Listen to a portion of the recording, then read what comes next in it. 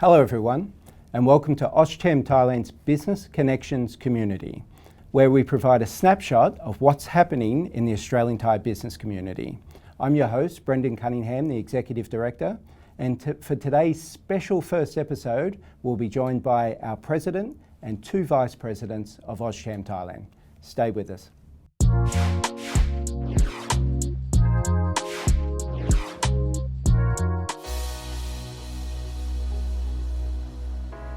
And welcome back. Today's business section will look at the important advocacy work that AustCham Thailand has been doing over the past year. And we welcome the AustCham Thailand President, Mr. Benjamin Krieg. Ben, how are you? Yeah, really good, thanks. Great to be here. Okay. Now, Ben, it's also worth noting that, of course, while people think AustCham Thailand might be your full-time job, the amount of work you put in, you're, of course, also the Area General Manager for Accor, Cluster General Manager for Novotel Sukhumvit 20, and the soon-to-be open Novotel IBIZ Styles at Siloam. Exciting times ahead? Yeah, it really keeps me busy. You know, I love the area responsibility. I look after a number of hotels, and my primary role is at the Novotel Bangkok Sukhumvit 20, and the soon-to-be opened, as you've mentioned, hoping for later this year, or it will be later this year, the IBIZ Styles Bangkok Siloam. Excellent. And we often wonder how you find time for the AustCham work you do, and we're going to look into that now. About 1 year ago, you became President of AustCham. A whirlwind affair, to say the least. Would you agree? Yeah, look, without a doubt, Brendan, where we started from around a year ago was just as unfortunately the current situation was starting to emerge. So where we wanted to go with the chamber, there were some restrictions that we could and couldn't do. You know, for example, we were unable to meet as a board, a newly formed board. So we did that via Zoom calls and online channels. But I felt as we continued through the rest of the year, we were able to grow and establish a great harmony within the board members, even though we started off to a slightly rougher start. Nobody knew how long the situation would be continuing on. But really what we've come out from is we've got a great foundation that we've set up.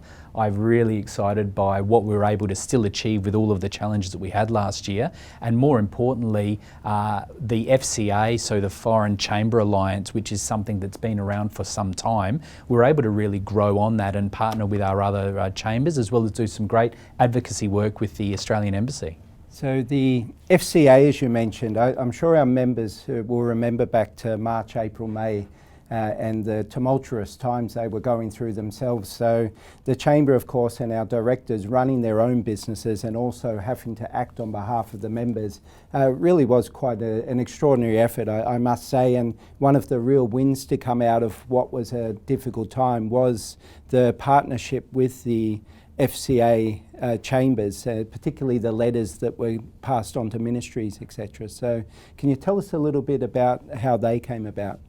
Yeah, definitely. Look, the Foreign Chamber Alliance is something that has been around for a while. It's a culmination of the Australian, American, British and German Chambers of Commerce. It's an alliance, so it's not a formal entity in any way, but what we do is we look with all of our members, and it's several million employees across several thousand companies that the four chambers represent. And what we aim to achieve is when there's similarities, when there's combined initiatives that can support all of our members, the power of four voices as one is always much better than a singular voice. And we've had a great working relationship with those chambers, and not to say not with other chambers, but the FCA is something that we're really, really proud of, and we're able to issue some letters to the government, to some ministerial bodies in support of all of the challenges that our members faced in ultimately what was the challenge of a generation. Thanks. And that voice of four, the power behind that, actually became stronger again when it became a voice of 8, and then of course a voice of 10 with another two parties joining us. So can you tell us, our members, more about that? Yeah, so what we were able to achieve last year was we started to incorporate working proactively with all of our embassies. So ultimately we've got our four chambers that have a good amount of strength and experience within the Thailand and the business community. We then started working with our embassies and our ambassadors, which added a massive amount of gravitas to all of the initiatives and the conversations that we're having. And then we were even able to, by the end of last year, have another partner of the FCA, or it's not really a partner of the FCA, but we had some like-mindedness with the Japanese as well. So the Japanese Chamber of Commerce, as well as the Japanese ambassador and their embassy, also partnered on with some of our initiatives, which hopefully some of you are aware of, which is the 10 for 10, which was an Australian-led initiative, which has seen a good amount of press and a great amount of positive ideas and expressions as to how we can ultimately improve the ease of doing business in Thailand. Which would then, of course, make it easier for members to do business here. Now, within the FCA, we each have a focus area that we concentrate on. We support each other in all areas, but we've each taken a lead in areas. Can you tell our members about AustCham's lead section? Yeah, so all of the different chambers, we've taken a different strategic pillar. And I'm really proud that what we have taken as the Australian Chamber of Commerce is the customs. So customs is an area that cuts across multiple industries. So it's not only people that are directly relating through to customs. The flow through on the customs advocacy areas that we're working on has great benefit across a multitude of industries.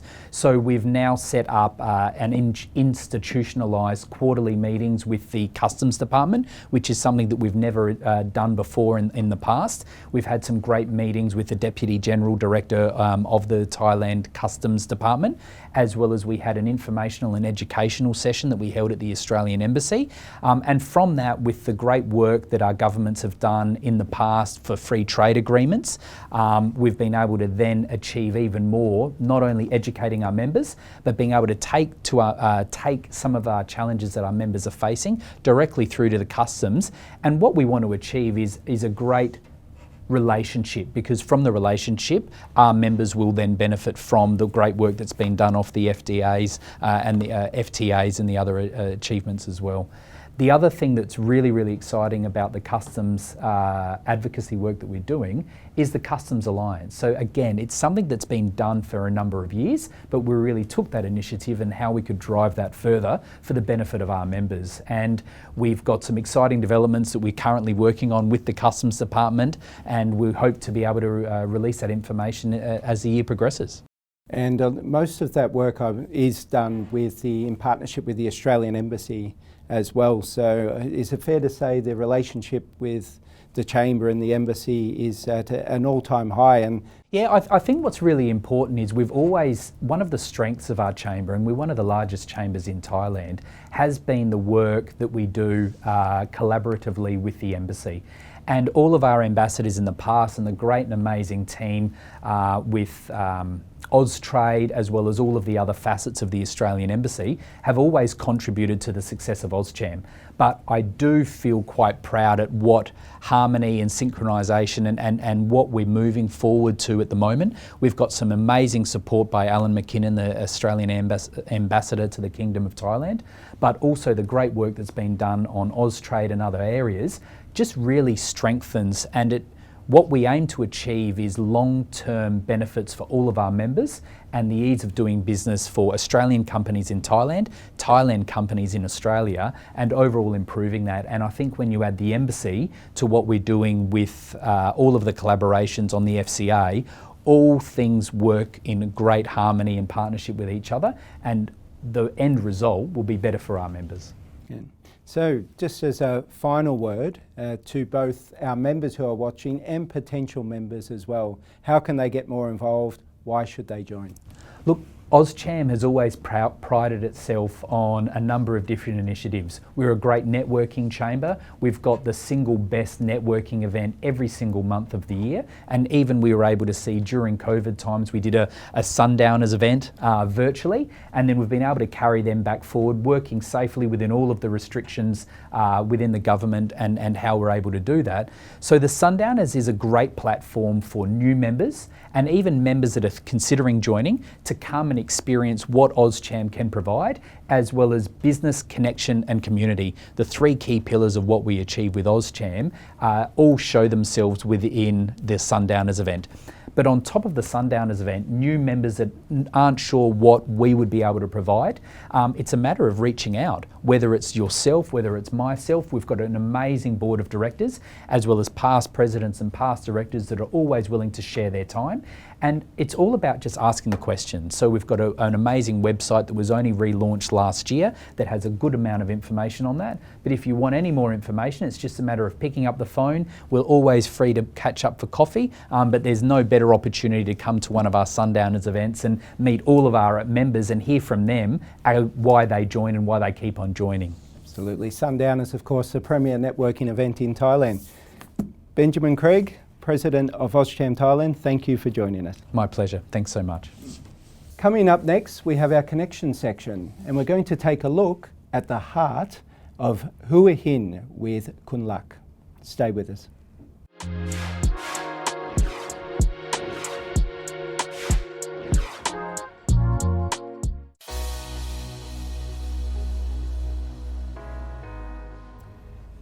Today's connection section has a member guest that requires no introduction, but I'll give it a try anyway.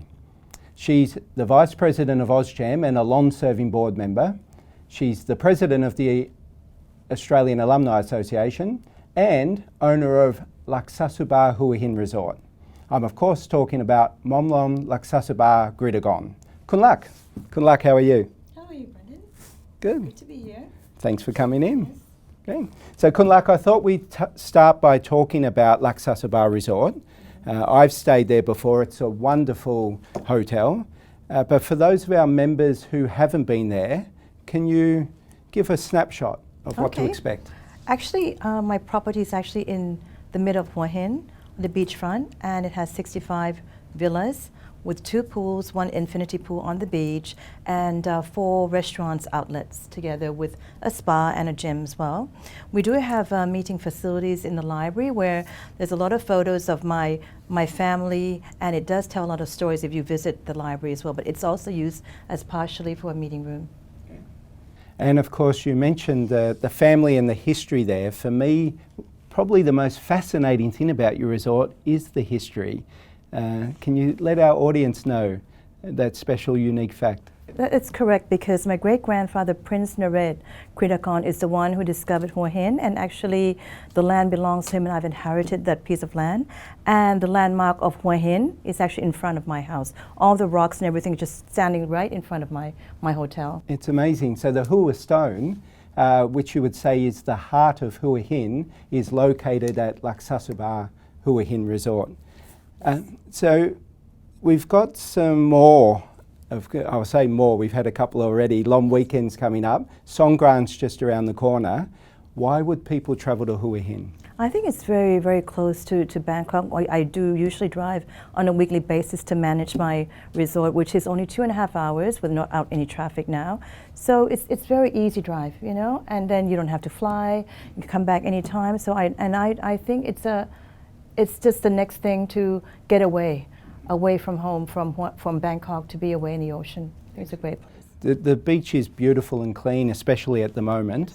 People know that I'm a keen golfer. There's a lot of golf courses down there.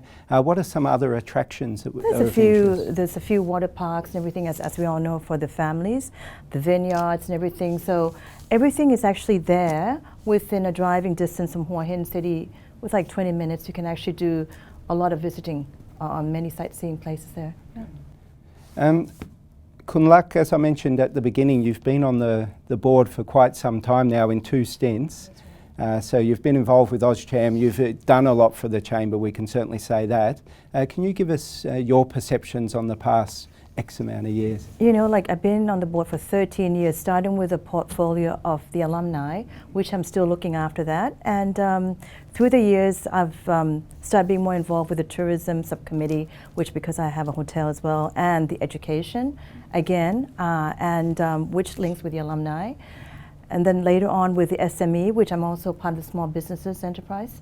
And then with the Women in Leadership as well. So I think AustCham is such a great thing to do a lot of networking, and it really benefits me as a member as well as a board member as well. So it works both ways. It does, and I'm sure our members know when you attend our hospitality and tourism and women in leadership and alumni events, all very successful and ongoing committees that Kun Lak has really driven over the past few years.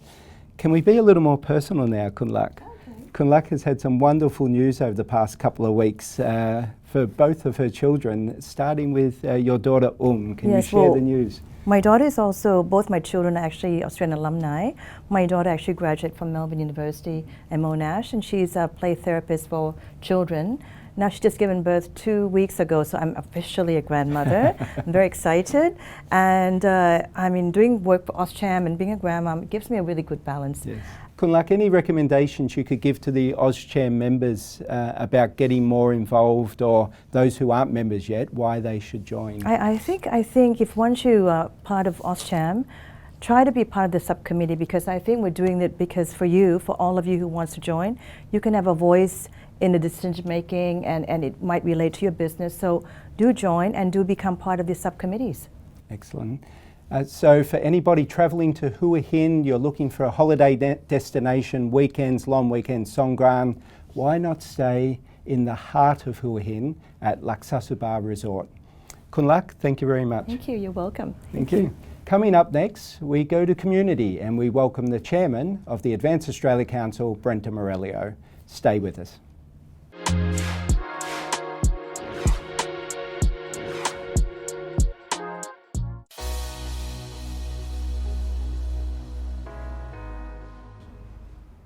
Welcome back. Today's community section is going to look at the big picture of the Australian community here in Thailand. And our guest is the perfect person to be speaking about that.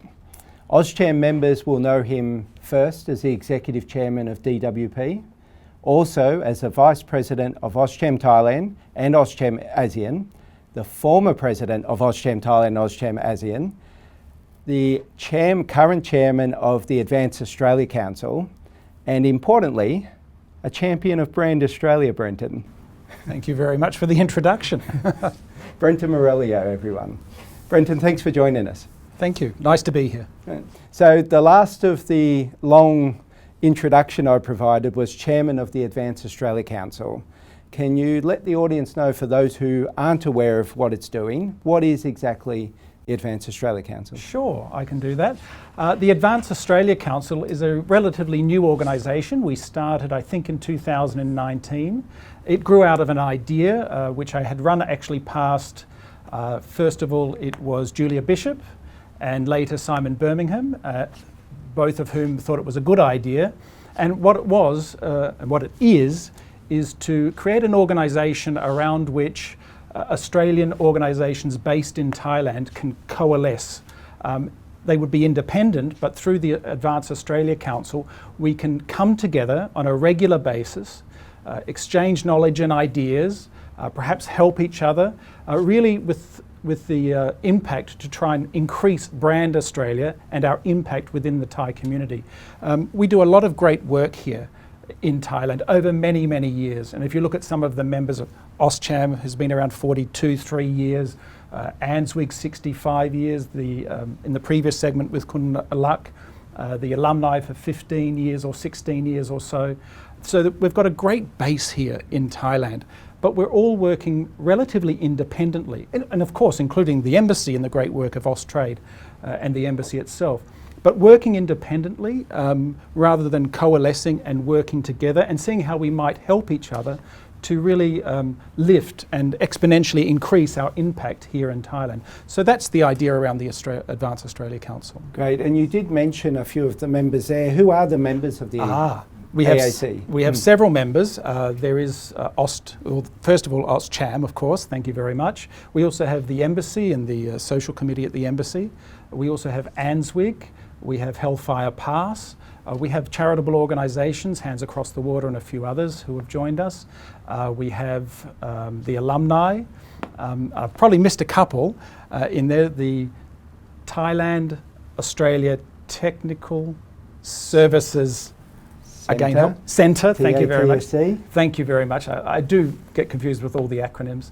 But there's some others out there that we would like to bring in as well. I believe you recently were appointed to a new position with the sports organisation as How well. could I forget them? Also, the Thailand Tigers are a great member as well.